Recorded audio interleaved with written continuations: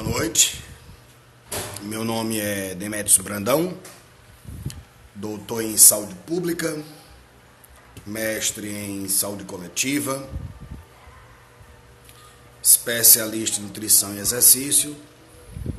Estamos aqui para fazer a nossa live, conforme combinado, né? Hoje nós vamos estar conversando sobre a cinesiologia aplicada à musculação.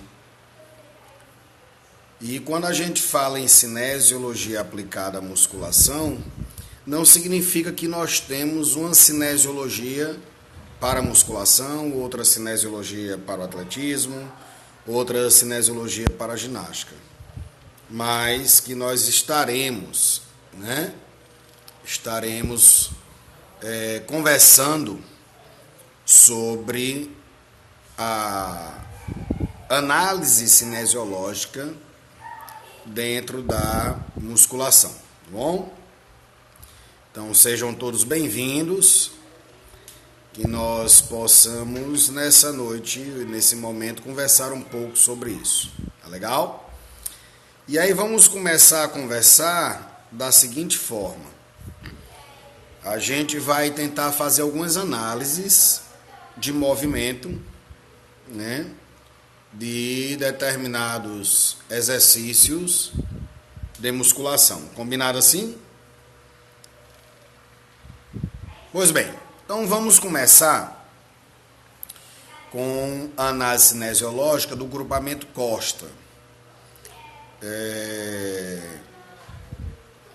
Eu escrevi um artigo que foi publicado na Revista Brasileira de Prescrição e Fisiologia do Exercício, RBPFEX, que fala de uma análise cinesiológica do grupamento Costa, né? Então vamos começar a conversar um pouquinho sobre isso. Vamos começar com o puxador Costa. Puxador Costa, você vai pegar uma barra e puxar esta barra por trás da sua cabeça. Então, ao puxar a barra, né, nós iremos fazer uma adução do ombro. Vamos fazer uma rotação inferior da escápula. Iremos fazer uma flexão do cotovelo. Esses são os movimentos articulares envolvidos. A adução do ombro é um movimento que ocorre no plano frontal. Rotação inferior da escápula também. E a flexão do cotovelo é um movimento que ocorre no plano sagital. Em virtude de eu estar segurando uma barra, né, e estar puxando ela, diferente se for um exercício numa máquina convergente ou divergente, nós estamos numa cadeia fechada de movimento. Então, ao realizar uma adução do ombro, o que é que nós teremos? Nós teremos subescapular, né, redondo maior, peitoral maior, porção costal, teremos a cabeça longa do tríceps braquial, né? Teremos, participando ainda dessa ação, o grande dorsal, né? Essas musculaturas estão envolvidas na adução do ombro junto com o córax braquial. Então, nesse movimento do ombro, nós temos esse grupamento envolvido. E temos também a rotação inferior da escápula. Essa ação de rotação inferior da escápula, tá? Tanto ela como a ação de retração, é feita pelo romboide maior e menor, né, junto com o peitoral, né, menor, que age na região da escápula, tá? Então, nessa rotação inferior da escápula, nós vamos ter esses grupamentos envolvidos. Teremos também a flexão do cotovelo. Ao realizar a flexão do cotovelo, você vai ter o bíceps braquial, o braquial, o bráquio radial e o supinador, que são os músculos que realizam essa ação. Se nós compararmos o puxador costa com o puxador frente, se a pegada, né, for a pegada pronada, né, porque aí você vai ter a pegada, né, pronada e a pegada supinada, né? Se for a pegada pronada média, você vai ter praticamente o mesmo movimento e, portanto, a ação, né? Mas, se você fizer o puxador com a pegada fechada, você sai da ação de adução de ombro e vai para a ação de extensão do ombro. Você sai da ação de rotação inferior da escápula e vai para a ação de depressão da escápula. Você continua com a ação de flexão de cotovelo. Porém, na posição neutra, a ênfase maior irá cair sobre o músculo bráquio radial. Pessoal, agora a gente está conversando sobre a cinesiologia da musculação, aplicada à musculação, e estamos conversando especificamente sobre o puxador costa e o puxador frente. E aí eu comecei a falar do puxador frente com a pegada neutra. Então, no momento que eu vou ter uma depressão de escápula, né, eu vou ter o serrátil anterior, vou ter o peitoral menor, né, trabalhando nessa ação, junto com as fibras inferiores do trapézio. Né? E como eu mudo o movimento de adução para extensão de ombro, eu também irei ter outros grupos musculares envolvidos nessa ação. Né? Eu vou ter, de novo, o peitoral maior, porção costal, né? Vou ter de novo a cabeça longa do tríceps, vou ter novamente subescapular e redondo maior, só que agora eu vou ter presença também do infraespinhal, do redondo menor, né? Como anteriormente eu tinha do grande dorsal, se mantém a ação do grande dorsal. Né?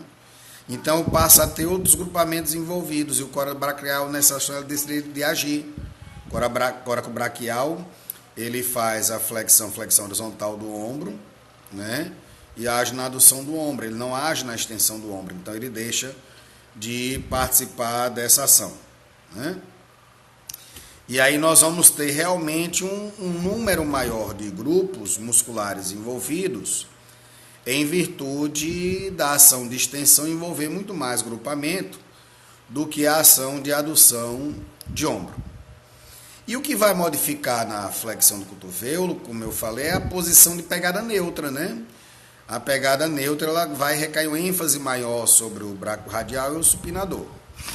Né? O bíceps passa a ficar alongado nessa ação. O mesmo vai acontecer se eu fizer uma remada com a pegada fechada. Eu vou ter a mesma ação que o puxador frente com a pegada neutra. A ação articular envolvida, ela vai ser praticamente a mesma. Tá? O que vai mudar é que, nesse caso, eu vou ter uma hiperextensão de ombro, o que vai promover, né, uma báscula anterior da escápula. Aí eu vou ter essa pequena mudança em ação. Né? Então a escápula não vai fazer depressão.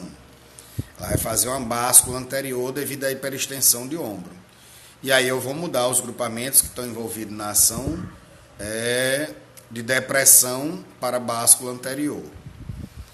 Então, se você pega essa mesma remada e você pega ela ou com apoio ou sem apoio, e você passa a fazer este movimento de puxar nesta remada, você vai fazer uma extensão, né, ou abdução horizontal do ombro. E na abdução horizontal do ombro, o que é que nós vamos ter? Deltoide posterior, né?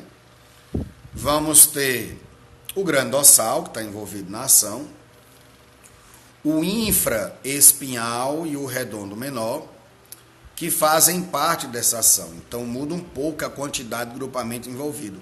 Talvez por isso você perceba, né, que tenha força maior, né, na pegada fechada que quando você faz com a pegada pronada, né, média, do mesmo exercício, da mesma ação. E aí você vai ter o quê? Você vai ter a retração da escápula, né? Você vai ter romboide maior menor, o trapézio com as fibras transversas inferiores fazendo a retração de escápula.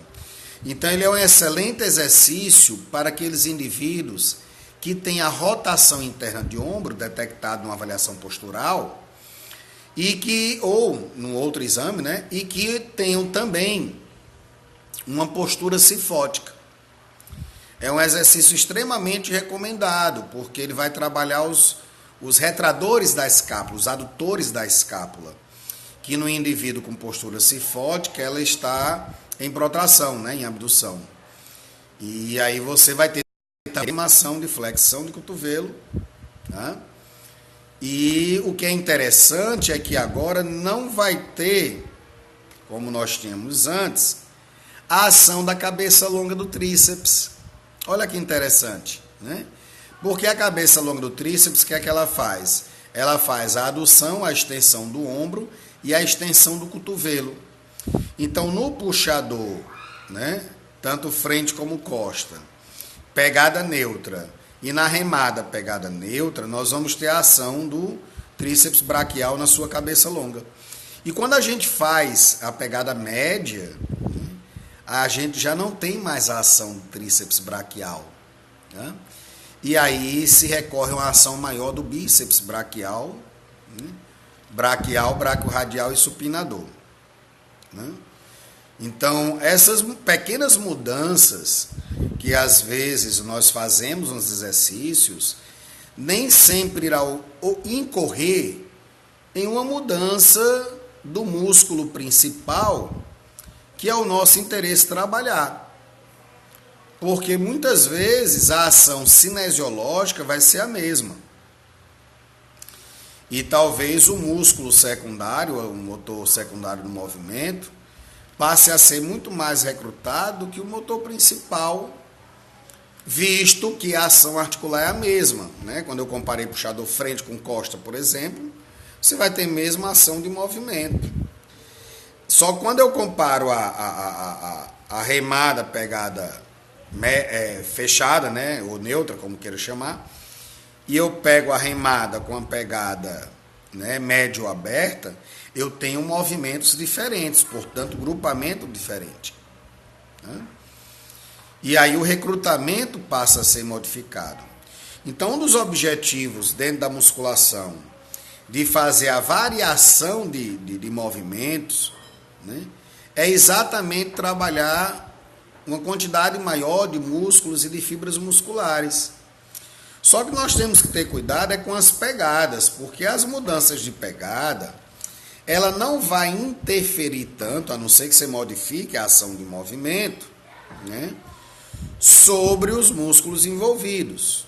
Tá? Essa pegada neutra, né, que eu falei para vocês, se ela for feita com cabo, né, se ela foi feita com aquela base triangular, você vai ter uma pegada fechada, né? Se ela for feita num aparelho divergente, né, que você puxa e ele vai abrir, né, você vai ter uma cadeia aberta. Tá? A extensão horizontal do ombro é o movimento do plano horizontal, né? A flexão do cotovelo permanece sagital e você vai ter retração da escápula, que é do plano frontal. Então, observe que quando eu vou analisar plano e eixo, eu tenho que analisar o movimento, né, dividindo ele cinesiologicamente, para depois fazer uma análise do todo. E naquela live de cadeia aberta e fechada, da parte biomecânica, nós deixamos bem claro essa diferença existente entre cadeia aberta e fechada em movimento. Tudo tranquilo até agora? Podemos seguir? Beleza. Vamos então conversar um pouquinho sobre o músculo, sobre a ação do supino, né? Vamos para o peito, né? Falei de alguns exercícios de costa, falar um pouquinho de peito. O peito nós vamos ter, de uma forma geral, pec deck, o voador, um supino, inclinado, declinado, reto, né? Uma paralela, né? O crossover, né? O que importa é que você analise a ação articular. Então vamos pegar supino, tanto inclinado como reto como declinado. Se eu faço ele com barra, ele vai ser uma cadeia fechada. Se eu faço ele com halteres ou no crossover, ele vai ser uma cadeia aberta de movimento. Ao pegar a barra, empurrar e fase excêntrica descer, eu vou estar fazendo um movimento de adução horizontal do ombro. Adução ou flexão horizontal, que é um movimento do plano horizontal. Junto com ele eu tenho a ação de extensão de cotovelo e eu tenho a protração da escápula, ou abdução da escápula. Tá? Isto é, peitoral menor e serrátil anterior agindo nessa ação. Na musculatura de flexor horizontal do ombro, nós vamos ter o deltoide anterior, né, bastante recrutado, peitoral maior, né, vamos ter o córaco braquial agindo nessa ação. Observe que a quantidade de músculo envolvida ela é bem menor quando comparado com o exercício de costa, né? Porque cinesiologicamente eu vou ter uma quantidade menor de músculos que estão em ação. O que vai modificar do supino inclinado, declinado e reto, dependendo da carga que você coloca, seria teoricamente uma pequena ênfase. Por que eu falo teoricamente? Porque estudos eletromiográficos de superfície mostram, por exemplo, que o deltoide anterior é extremamente recrutado no exercício de supino inclinado, por exemplo, comparado com o supino reto e o supino declinado. Tá? Então, essa divisão de vai pegar as fibras superiores, vai pegar as fibras inferiores, eu creio que seja uma divisão mais didática. Agora, realmente, se eu mudo o padrão de movimento, por exemplo, uma paralela, um crossover, né? O que é que eu vou ter? Eu vou ter a adução do ombro, eu já não vou ter mais aí a flexão horizontal. Então, aí realmente eu vou mudar a ação do músculo peitoral maior. Vamos relembrar um pouquinho o peitoral maior? Ele tem a ação de flexão horizontal do ombro, abdução acima de 90 graus, a porção clavicular, abaixo de 90 graus, a porção costal. Ele ainda faz a rotação interna do ombro. E a sua porção costal faz a extensão do ombro, e a clavicular faz a flexão do ombro. Então, essas diferenças que nós temos na musculatura peitoral é porque algumas fibras serão mais recrutadas, né, de acordo com essas ações cinesiológicas. Tá? Quando você vai para um voador, para um pec deck, você passa a ter um movimento uniarticular. Além dele ser uniarticular, como o apoio vai estar no cotovelo, né, e a extremidade é a mão, você passa a ter um exercício de cadeia aberta. Da mesma forma que você, se fizer o supino com halteres, você vai ter uma cadeia aberta de movimento. Né? Então, essas diferenças cinesiológicas, elas encontram a sua base, né, exatamente da cinesiologia.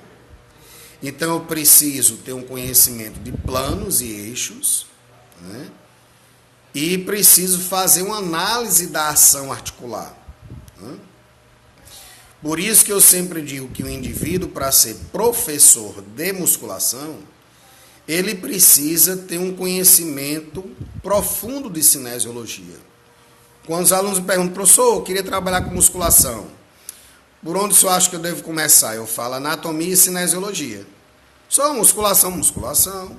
Como é que você vai saber quais são os músculos que estão sendo recrutados? Como é que você vai saber como é que é a ação cinesiológica? Como é que você vai saber se é uma cadeia aberta, se é uma cadeia fechada? Todos esses conteúdos estão presentes aonde? Na cinesiologia. Outra coisa que é importante um professor de musculação saber: fisiologia do exercício. O aspecto da contração muscular, os filamentos contráteis, os tipos de fibras envolvidos na ação muscular, né? Saber o que é um turnover, o turbor residual, né? Grau de rigidez, hipotonia, hipertonia, né? Então ele precisa dominar esses conceitos básicos para compreender, por exemplo, um processo de fadiga neuromuscular, né? Saber o que é uma fadiga periférica, o que é uma fadiga central, porque sem isso o que é que vai acontecer? Ele vai ser um repetidor de movimento, um repetidor de palavras, né? Ou igual os blogueiros fitness, né? Eu fiz e deu certo, eu faço isso e sinto o músculo tal, né? A sensação ela é importante, por isso que eu digo que o professor também tem que treinar. E ele tem que saber também treinamento esportivo, para entender os princípios da adaptação, da sobrecarga, né? Interdependência, volume e intensidade, individualidade biológica, tá? Para que ele possa, então, programar o treinamento. Sabendo esses 3 conteúdos, ele precisa treinar. Ele precisa treinar para ele sentir as dificuldades, sentir as diferenças de um exercício para o outro, né? E não ser apenas um teórico. A praxis ela vai fundamentar a teoria, né? E ao mesmo tempo a teoria vai fundamentar a praxis, né? Ou a prática, como queiram chamar, tá? Que há uma pequena diferença de praxis para prática. O pessoal confunde muito isso aí. Bem diferente, mas confunde, né? A praxis está relacionada ao fazer, né? E esse fazer pode ser em sala de aula, pode ser um fazer teórico, não precisa ser necessariamente um fazer prático, tá? E a prática ela está indicando sempre uma ação de execução, né? Prática do voleibol, do basquete, do handebol, enfim. Então, nessa live de hoje eu queria abordar esses 2 grupamentos, né? E deixar para um outro momento os grupamentos musculares. Como combinado com vocês, eu iria fazer sempre live, vídeos curtos de 30, 40 minutos no máximo, para que todo mundo pudesse participar, né? Acordar no outro dia. Para muitos, as aulas começaram hoje, para outros começam amanhã, né? Então essas lives curtas elas têm essas funções de permitir com que você participe, aprenda um pouco, estude um pouco, né? Mas também tenha condição de ter um bom repouso para começar um dia, tá bom?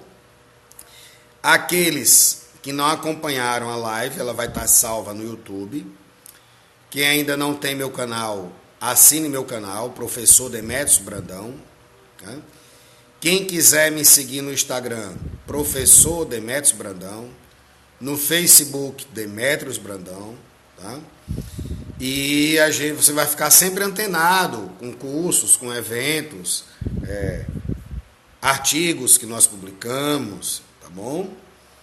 E eu quero aguardar você. E nós temos também, para quem tiver interesse, uma lista VIP.